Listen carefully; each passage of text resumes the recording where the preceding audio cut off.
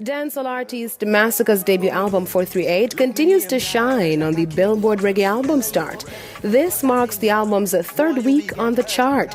438 currently holds the number 10 spot on the sales and streaming-driven chart after its debut at number 2. The third week's total consumption included 200 digital song sales, 1.28 million in on-demand audio streams, and 80,700 on-demand video streams. The weekly Billboard Reggae albums chart ranks the most popular reggae albums in the U.S. based on consumption metrics that are measured in equivalent album units.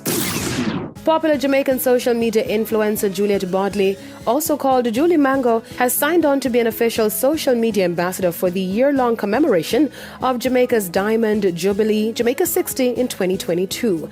Now, according to Culture and Entertainment Minister Olivia Grange, Julie will be assisting to highlight our Diamond Jubilee in the online sphere throughout the year, and in the process getting our message to a wider demographic, especially Jamaicans across the diverse diaspora. The influencer is known for her comedic videos depicting everyday Jamaican life.